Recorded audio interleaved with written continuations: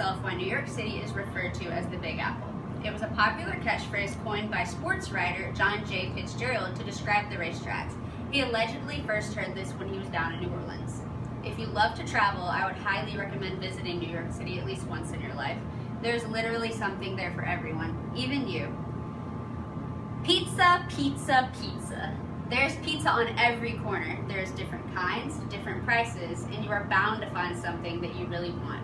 The first New York pizzas, which were sold at Lombardi's in 1905, went for only 5 cents, and now it is coined as a billion-dollar globe-spinning industry, and that's stated by Joshua Rothman. The sightseeing in New York City is one of the first things that I did when I was there. I went and visited the Empire State Building. There are men outside selling tickets to get inside, and you have an option to go on a 4D motion ride when you're up there. But you can really just go on a helicopter ride, which is another attraction in New York City. Once you're up there, you are on the observation deck, which I think holds at least 100 people. It's really big, bigger than you would imagine. And on the way up and down, your ears pop because it is so high up there. The Statue of Liberty was my next stop. The line to get onto the Staten Island Ferry is very extensive, and you have to wait for a while if you go at the wrong time. But I suggest not to skip out on it. The ferry itself is huge, and I think it's about 3 stories tall. They even have a condiment stand on the ferry. But once you get on the island, you get to see how small the Statue of Liberty actually is. You could probably fit it in your pocket.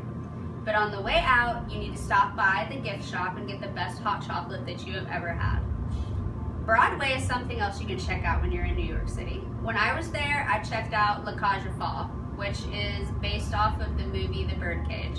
I think it came first. Anyway, the Broadway Theater District has become for boasting some of the best live theaters in the world, and that's where they first start out.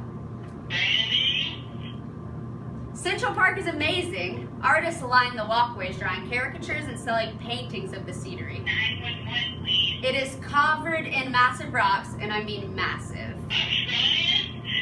In conclusion, I would really just like you to go to New York City at least once in your life and have a lot of fun when you're there. And I want everyone to go to my favorite cafe that I went to when I was there, which is called the Majestic Delicatessen Cafe. It was very small, and it is right outside of Times Square, and it was owned by this small Italian family. All they really had were sandwiches and cannolis, but they remembered us every time we came in, which was really nice. And I would like to thank everybody for listening, and have fun in New York City.